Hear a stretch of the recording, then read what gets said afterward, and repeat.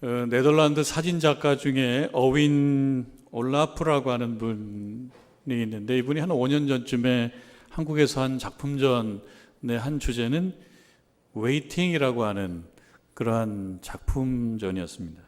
이 사진 작품인데, 이 웨이팅, 기다림입니다. 기다림. 근데 이 웨이팅이라고 하는 이 사진 작품의 내용은 한 여성이 테이블 앞에 앉아서 누군가를 기다리고 있는 모습이 담겨져 있는 사진입니다. 누군지 구체적으로 알 수는 없습니다만 누군가를 기다리는 여성의 모습을 다양한 각도에서 찍은 것입니다. 본래는 버전이 3개가 있답니다. 백인과 흑인과 그리고 동양인, 이렇게 3 버전이 있다고 그러는데, 제가 이제 동양인 버전으로 봤습니다. 근데 이 여성이 누군가를 이렇게 기다리면서 차도 마시고 그러는 것 같습니다. 이 사진으로도 되어 있고 영상으로도 되어 있는데, 영상은 50분짜리인데 저는 이제 몇 분으로 압축되어 있는 것을 좀 봤는데요. 그냥 지루합니다. 기다리는 거니까 지루합니다. 근데 이 사진을 찍은 작가가 사실은 몸이 굉장히 아팠대요. 폐 질환을 앓고 있는데 병원에서 치료를 받고 검진을 받고 그러면서 결과를 기다리는 그 시간이 기다리는 시간이잖아요. 그 기다리는 시간, 그 기다림이라고 하는 거를 절절하게 경험하면서 이 기다림이라고 하는 이 행위 속에 담겨져 있는 조금 깊은 의미를 사람들에게 같이 공유하고 싶어서 이 작품을 기획했다라고 하는 것입니다. 그 제작 의도에 대해서 이렇게 말하는 거예요. 요즘 사람들이 다들 스마트폰을 보며 시간을 보내는데, 그러다 보니까 기다림이라고 하는 감정을 잘 느끼지 못해서 그 감정을 좀 잘 느껴볼 수 있게 하기 위한 작품을 기획하게 되었다. 사람들이 홀로 있고 싶어 하는데, 근데 홀로 있으면서도 혼자 있지 않는 그러한 역설이 있어요. 왜 그렇습니까? 스마트폰 보면서 혼자 있는데 혼자 있질 않아요. 내가 혼자 있으면서도 누군가랑 접속을 하는 거예요. 이 역설입니다. 혼자 있고자 하면서도 혼자 있을 수 없는 그런 오늘날 사람들의 그런 모습을 보면서 기다림이 가지고 있는 가치를 같이 느끼게 하고 감정을 느끼게 했으면 좋겠다, 이런 의도였다라고 하는 것입니다. 요즘에 여러분들 코로나 있다고 해도 잘 나가는 식당들 사람 많아요. 사람이 많이 모이는데, 이게 잘 되는 식당들을 보면 웨이팅이라고 하죠. 웨이팅을 해야 돼요. 기다려야 됩니다. 근데 기다려야 되는데 기다릴 때 지루하지 않습니까? 그러니까 지루하지 않게 기다리게 만들기 위해서 여러 가지 방안을 강구하는데, 그 중에 하나가 카카오톡을 이용해서 기다림을 이렇게 눈으로 볼 수 있게 만듭니다. 그러니까 지루하지 않게 기다리는 것. 기다림이 있지만 기다리지 않는 기다림입니다. 이 기다림이라고 하는 것은 지루한 거거든요. 지루하지 않게 기다리게 하는 것입니다. 기다림이라는 게 인기가 없어요. 왜냐하면 재미가 없고 지루하기 때문입니다. 요즘에 로켓 배송이라는 것도 제가 보게 되는데요. 새벽에 그냥 24시간 안쪽에 배달을 해줍니다. 기다리지 않게 만들어주는 것이 또 능력이라는 겁니다. 근데 여러분, 중요한 것은요, 기다림이 없이 오지 않는다라고 하는 겁니다. 희망과 행복이라고 하는 것은 기다림이 없이 주어지지가 않습니다. 그래서 지루한 기다림이기 때문에 그 기다림을 없게 만들고 싶지만, 사실은 기다림이 없이 중요한 것을 경험할 수는 없습니다. 뭔가를 해도 사실은 기다려야 됩니다. 포기하지 않고 기다려야지만이 얻을 수가 있습니다. 우리가 프라이팬에다가 계란 프라이를 해 먹는다고 해도 이 계란을 깨서 놓고 바로 되는 것이 아니지 않습니까? 눈으로 보고 그게 몇 초든 몇 분이든 기다려야 됩니다. 맛있는 음식도 마찬가지입니다. 음식 재료를 냄비에 넣고 가스레인지에 올려놓고 있어도 기다림 없이 바로 되지 않습니다. 어떤 작품도 어떤 희망도 기다림 없이 되는 거 없기 때문에, 기다리는 것은 힘들지만 그래도 기다림 없이 좋은 것을 얻을 수는 없다. 대림절을 보내는 우리들에게 이 기다림이라고 하는 것은 중요한 의미를 주는 것입니다. 어쩌면 매우 지루하고 힘든 일, 주님을 기다리는 것도 그렇다. 주님을 기다리는 것도 힘들고 지루하다. 그럼에도 불구하고 기다리지 않고 좋은 것을 얻을 수 없듯이 기다리지 않고 우리 주님을 만날 수가 없습니다. 기다림이라고 하는 것은 집중하는 것을 얘기합니다. 집중하지 않고 기다리는 방법이 없습니다. 기다린다라고 하는 것 자체가 무엇인가에 집중하는 거고요.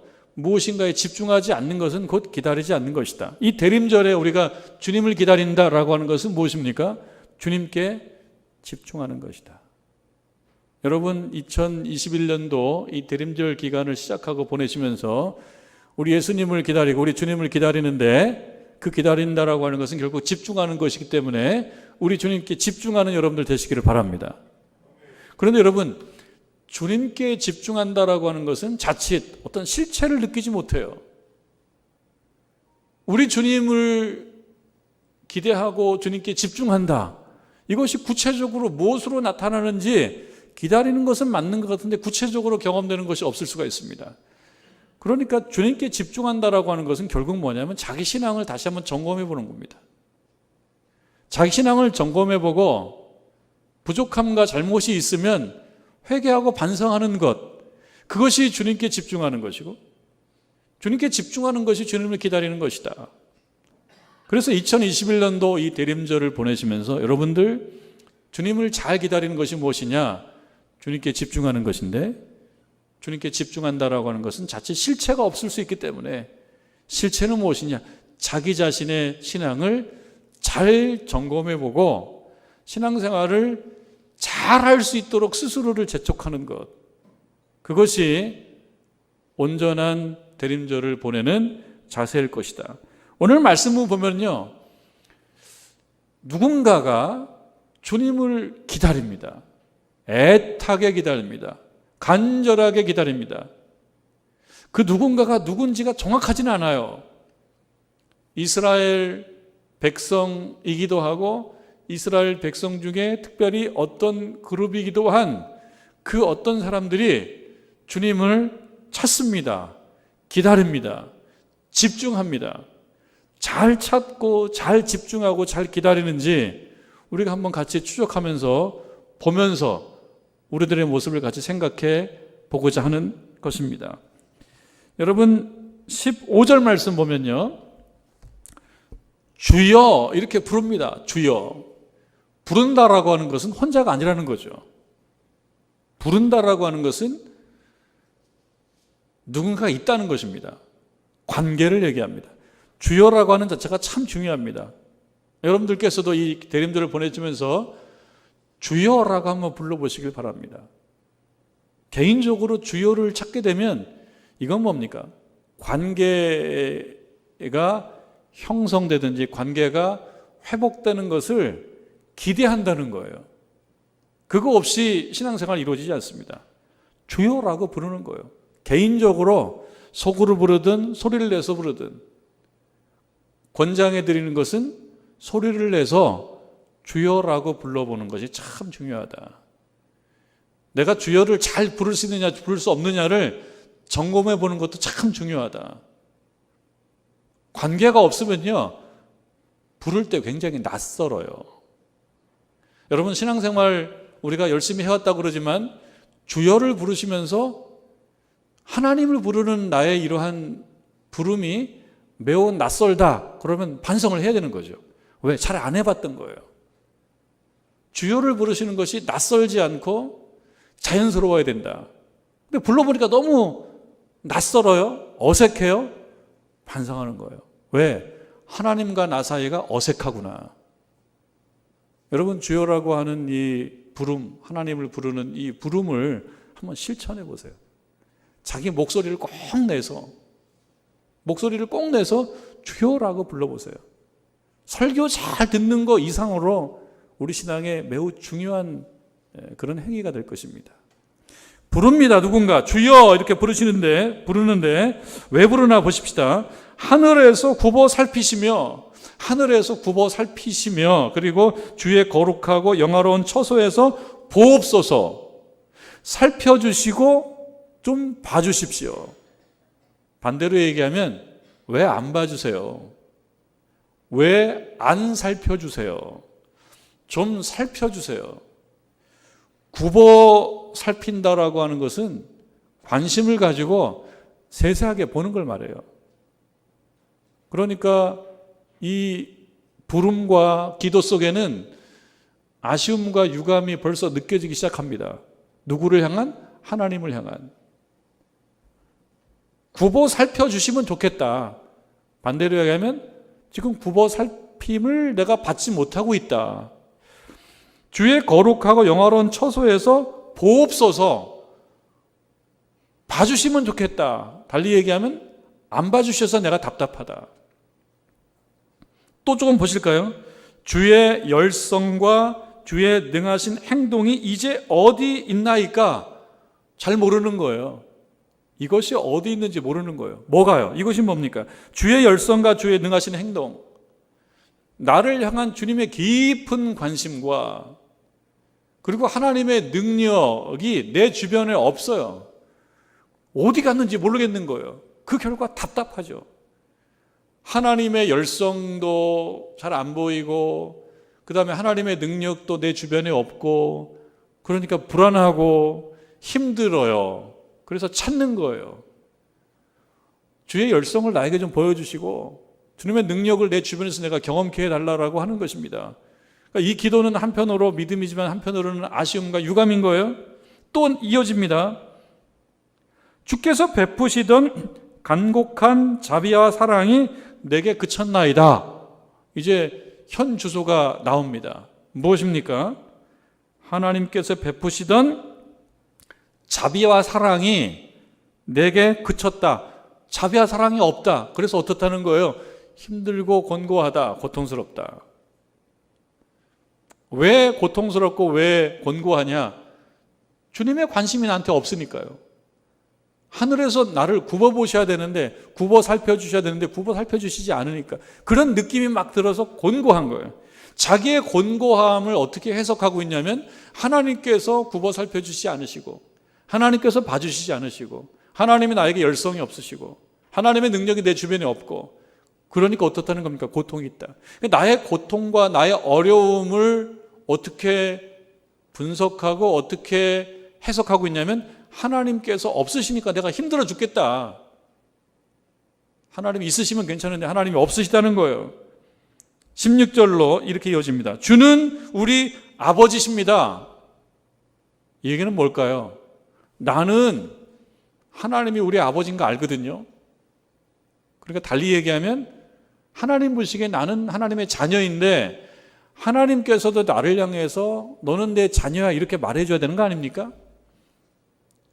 이런 아쉬움이 들어가 있어요. 나는 알고 있어. 하나님 나는 아버지라니까요. 아버지가 아버지셔야 되지 않습니까? 그럼 아버지께서는 나를 향하여 너는 내 자녀야. 그럼 말로만 하는 것이 아니고 하나님의 열성과 하나님의 능력이 내 주변에 있어야 되는 거 아닙니까? 한편으로는 믿음 같으면서 한편으로는 유감인 거예요.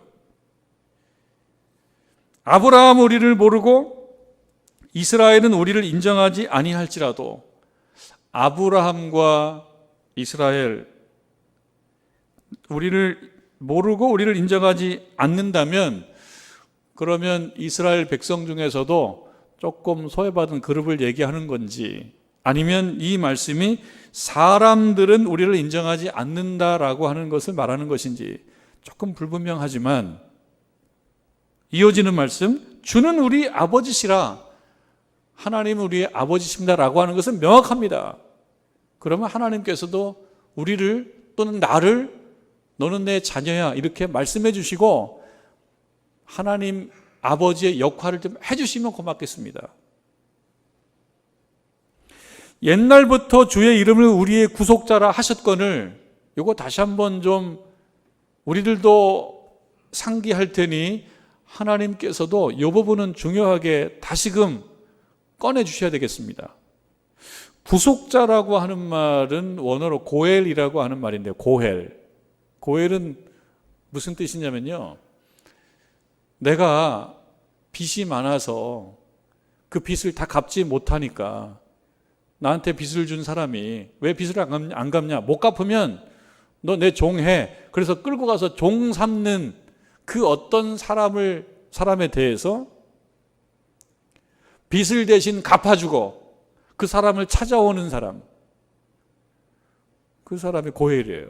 그러니까 여기 주의 이름을 우리는 구속자라 했다라고 하는 것은 무엇이냐면, 내 힘으로 할 수 없었던 것을 하나님은, 아버지 되시는 하나님은 다 갚아주시고 나를, 또 우리를 살려와 주셨던 분이셨고, 우리는 하나님을 그렇게 믿고 살아오지 않았습니까?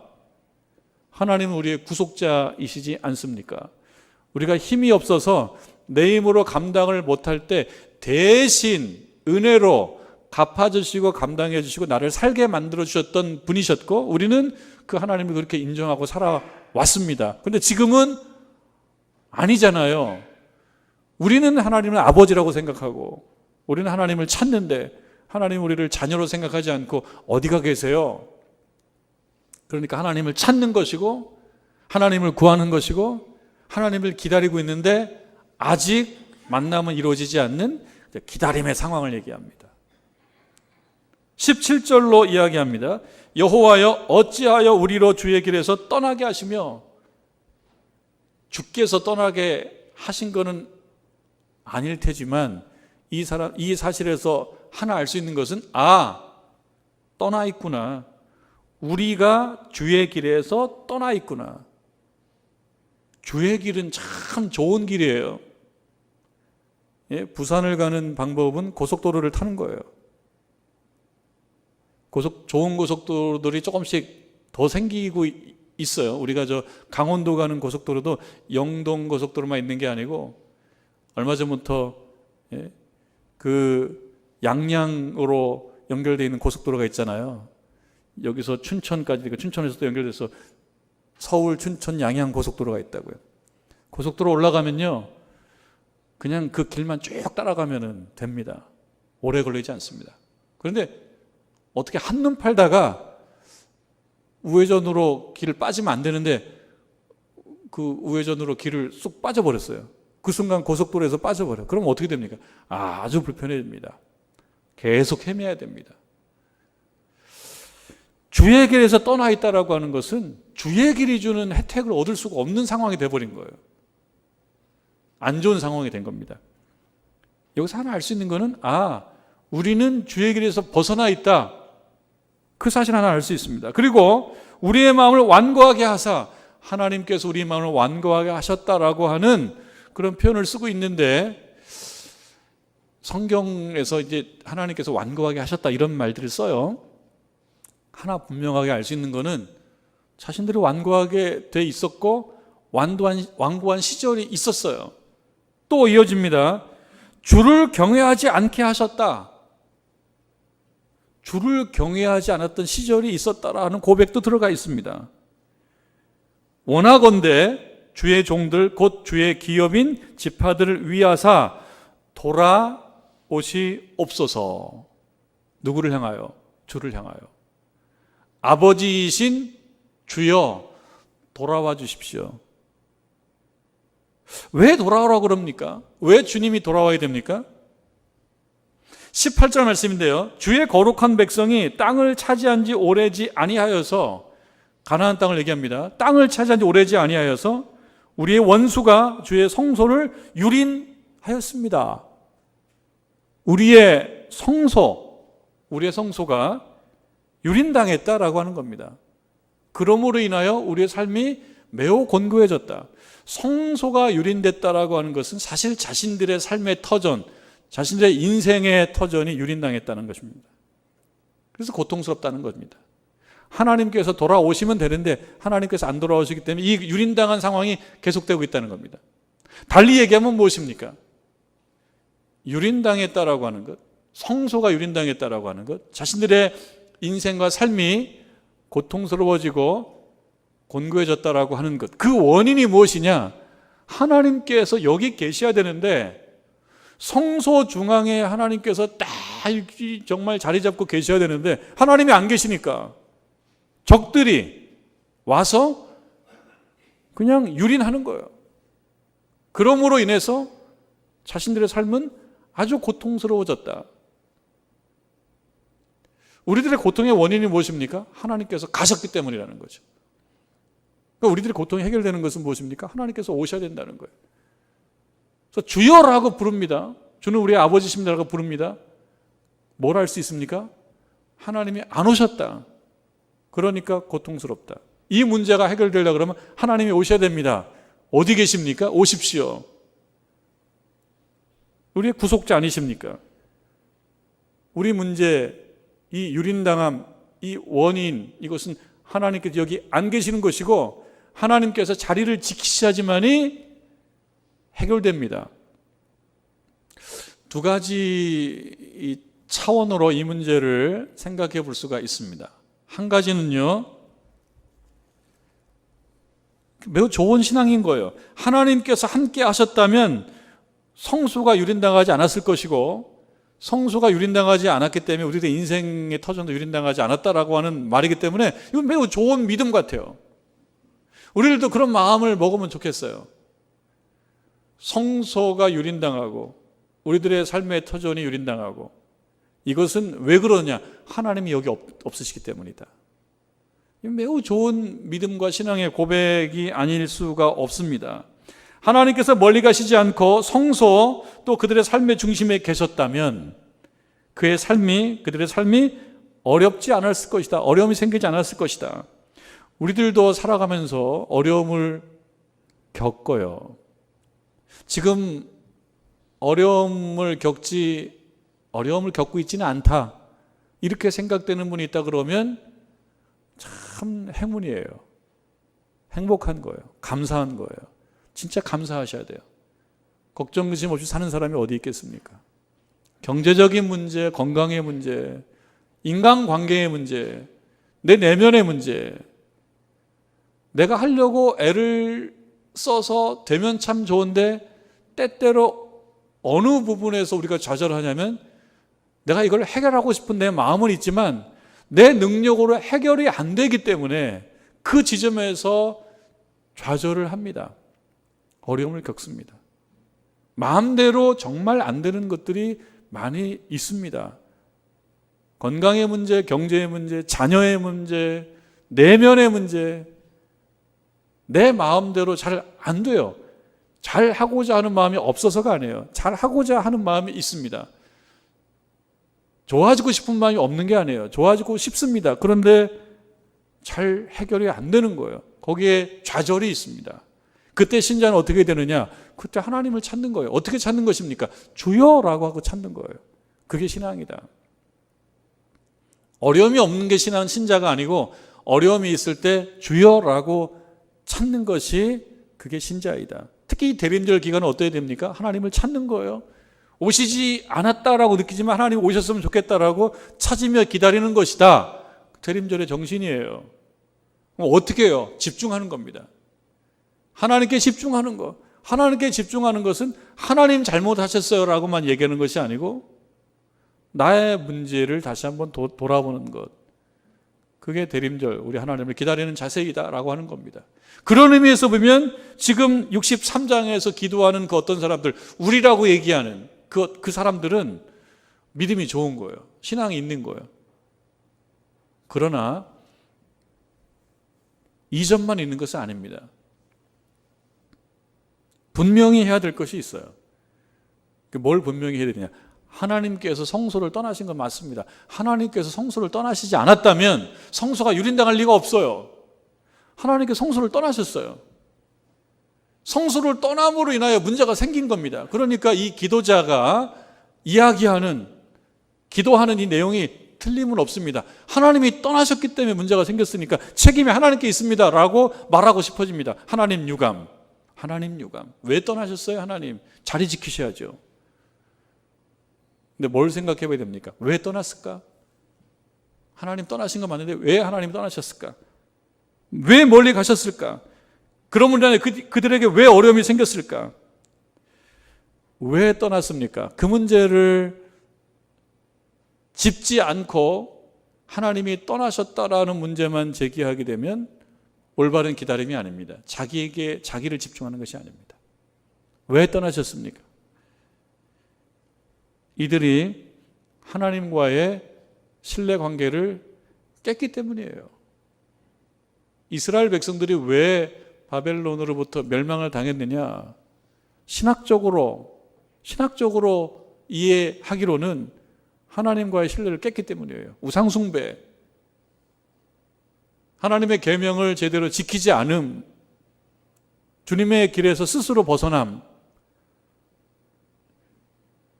이것으로 인하여 이것이 원인이 되어서 하나님께서 성소를 떠나신 건데, 성소를 떠난 원인에 대해서는 말하지 않고 하나님이 떠났기 때문에 문제가 생겼다라고 하여 그 문제의 원인을 하나님께 돌린다? 이것은 잘못된 것이다. 여기까지 가야지 좋은 믿음이라는 거예요. 주여라고 기도하고 오시옵소서, 돌아오시옵소서 이렇게 기도하는 그 모습으로 충분한 게 아니고, 왜 하나님은 돌아오실 수밖에 없게 저 멀리가 계시는가라고 하는 그 사실의 원인이 바로 내 자신에게 있다는 것을 돌아보는 것, 그것이 제대로 기다리는 것이다. 따라서 이들이 17절 끝에 돌아오시옵소서 이렇게 이야기하는 것으로 충분한 게 아니고, 돌아오시옵소서라고 그렇게 간절하게 기도하기 전에 하나님, 제가 잘못했습니다. 제가 부족합니다. 이 부분 용서해 주십시오 라고 하나님께서 성소를 떠나실 수밖에 없었던 그 원인 제공자로서의 나의 죄와 허물을 하나님께 고백하는 것, 그것이 좋은 기도요, 좋은 기다림이다 라고 하는 것을 알아야 됩니다. 대림절은 우리 주님을 기다리는 절기입니다. 이것은 하나님과 신뢰 관계를 다시 점검하고 다시 구축하라고 하는 그런 기회를 주시는 겁니다. 그래야지만이 성탄의 복된 경험을 할 수가 있는 것입니다. 주는 우리의 아버지시다, 하나님 우리를 자녀로 봐주셔야 되죠 라고 하나님의 의무를 강조할 것이 아니라, 주의 자녀로서 저의 허물과 죄를 고백합니다 라고 나아가는 겁니다. 그렇게 기도하는 것입니다. 그러면서 기다리는 겁니다. 신앙생활을 여러분들 하시면서 경험하는 것들이 있을 겁니다. 열심히 신앙생활을 하시는 우리 교우들도 많아요. 시간 날 때 찾고 기도하고 개인적으로 금식하고 헌신하는 분들이 있습니다. 그런데 여러분, 신앙생활을 그렇게 열심히 하면서 때때로 하나님께서 나와 동행하시지 않는다라는 그런 외로운 느낌을 경험할 때가 있는 것이 또 사실입니다. 그럴 때 신자가 하나님께 기도하는 겁니다. 그리고 하나님의 반응을 기다리는 겁니다. 그런데 또 신앙생활 오래 하고 그렇게 나아가면서 또 겪는 하나의 경험은 뭐냐면, 내 계산과 내 계획만큼 하나님께서 그렇게 그러한 속도에 맞게 반응하시는 것이 아닌 경우도 있다라고 하는 것을 경험하는 겁니다. 이 정도쯤 하시면 이렇게 반응해 주셔야죠, 이 정도 속도로 함께 해 주셔야죠 라고 내 마음은 그런데, 하나님은 그냥 말 안 하고 계실 때가 많이 있어요. 경험적으로 여러분 많이 느끼실 거예요. 그래서 때때로 신앙생활은 어렵지만 그래서 기도하게 되고요, 기도하고 난 이후에는 기다리는 겁니다. 어떻게 기다립니까? 집중하며 기다리는 겁니다. 전기밥솥도 마찬가지긴 한데, 전기밥솥도 그렇습니다만, 전기밥솥 이전 시대에 보다 그 의미가 조금 더 분명하게 드러났던 것은, 이 밥을 할 때 뜸을 들인다라는 거예요. 요즘에는 뜸을 들인다라고 하는 표현을 잘 못 들어요. 그런데 전기밥솥 이전 시대, 저도 좀 살아봤는데요, 물에다가 쌀을 잘 씻어서 이렇게 밥솥에다가 또는 가마솥에다가 혹은 냄비에다가 물을 이렇게 찰랑찰랑 쌀을 넣고 밥을 하죠. 그렇게 불을 가열하죠. 불을 떼죠. 예전에 시골을 생각하면 불을 뗍니다. 근데 불을 한없이 떼면 어떻게 됩니까? 이게 타기 때문에 불을 적당히 조절을 해야 되지 않습니까? 너무 강하게 하면 안 되잖아요. 밥이 어느 정도 됐다 싶으면은 불을 좀 뺍니다. 불을 좀 빼요. 그러면은 불을 좀 빼고 바로 밥솥, 가마솥 뚜껑을 여는 게 아니고 어떻게 해요? 좀 기다리죠. 왜 기다립니까? 그래야지 밥이 맛있어요. 그 기다리는 시간이 무엇입니까? 그 뜸 들이는 시간이에요. 그 라면도 그렇습니다. 라면도 더 빨리 끓여지지만 라면도요, 너무 푹 익지 않게 적당하게 익은 상태에서, 조금 덜 익은 상태에서 불을 꺼도요, 이 라면이 알아서 익어요. 그러니까 라면이 알아서 익는 시간을 잘 계산하는 사람이 또 라면 잘 끓이는 거예요. 왜? 알아서 가만히 있으면 알아서 끓는 그 과정이 있습니다. 밥은 그게 뜸을 들이는 거예요. 뜸이 잘 들으면은 밥이 참 부드럽고 좋아요. 뜸 들인다라는 것을 사전을 찾아보면 참 뜻이 멋있습니다.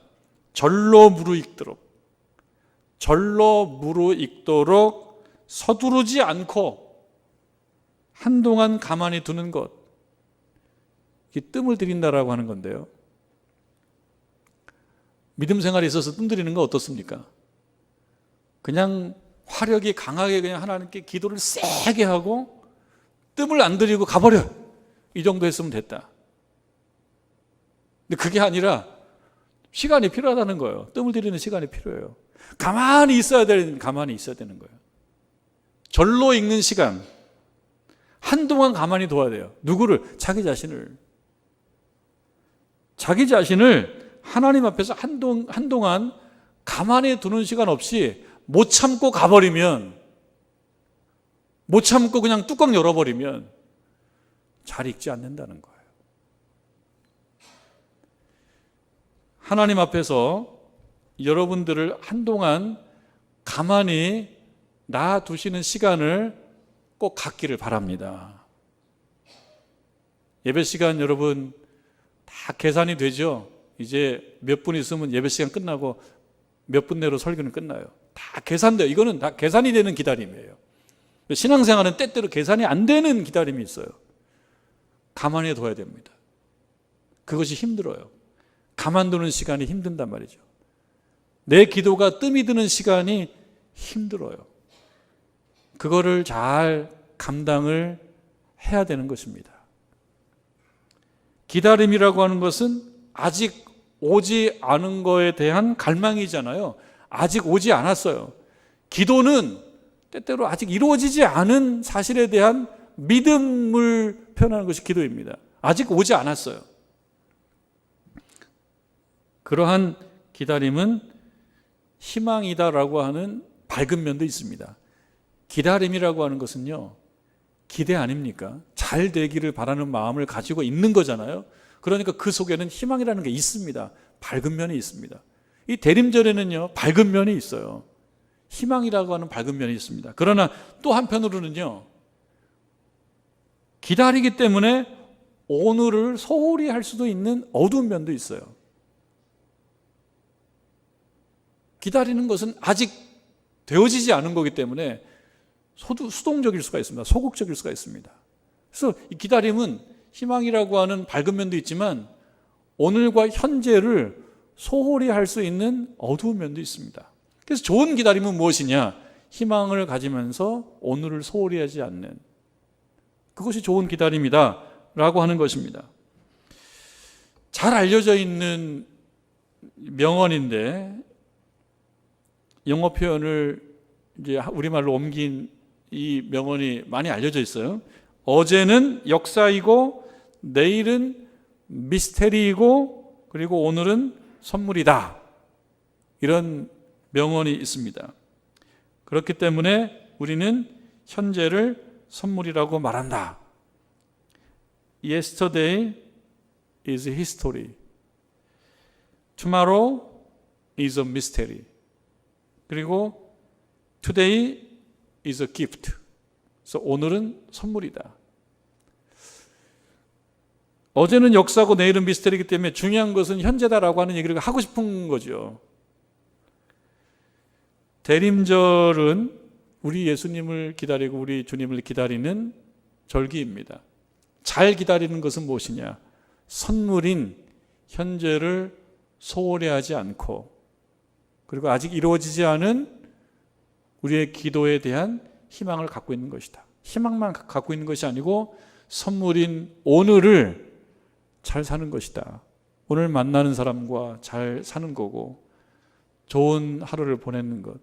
그래서 2021년도 대림절 하루하루를 소홀히 하지 않고 잘 보내는 것이 좋은 기다림이다 라고 하는 것을 잘 아시고, 그러므로 인하여 여러분 맞이하시는 우리 예수님 오시는 성탄절이 여러분들에게 기쁜 복된 성탄절이 되시기를 주님의 이름으로 축원합니다.